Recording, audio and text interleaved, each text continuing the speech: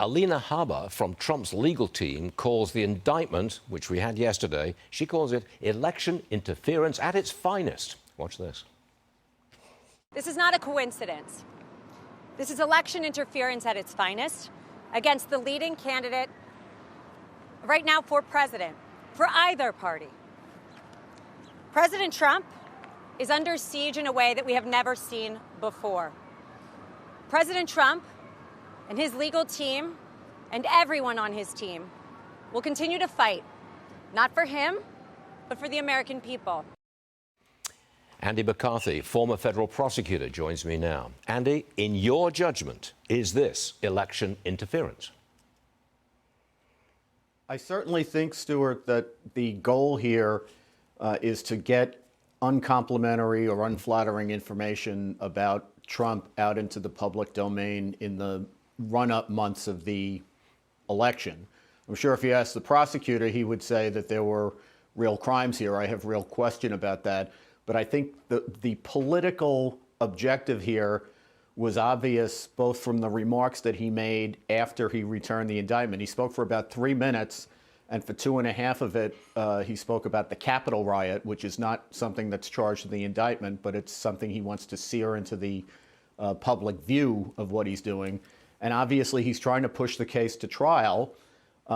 And the reason you would do that is to try to get that information into the public domain while people are getting ready to vote. If it's a face-off between Trump and the charges against him and Biden and Hunter and his age problem, if it's a face-off between the two, and it seems to be like that, how does this play out?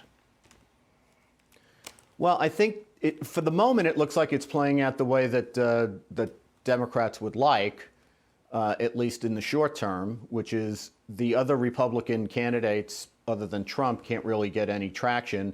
They think they can beat Trump in the November election, so they're happy to see him get nominated. And I think what their idea is they get him nominated, and then they pour out all of this information that comes out of all these trials in the run-up to the election, and that's how they beat him in November. At least that's how it's on the drawing board. You just talked a moment ago, or Chad did, about overplaying hands, and there's certainly the danger here that they're overplaying their politicization hands, because I think it is annoying to people, even if they're not fans of Trump, to look at the way the Justice Department treats the Bidens versus the way they're going after Trump hammer and tong. It's just forgive me using this word, but it is a crazy election that's shaping up. I don't think anybody knows which way this thing is going. And it's creating, I think, a good deal of political anxiety. Last word to you on yesterday's indictment. I just think you can't look at it as a one-off. It's really part of a whole package.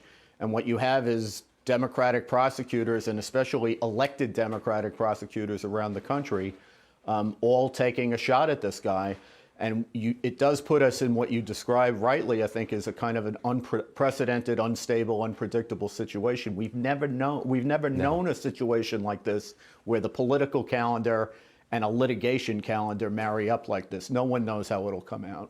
Andy McCarthy, thank you very much for taking time out to be with us today. Always appreciated. Thank you, Andy. Thank you. Yes, sir.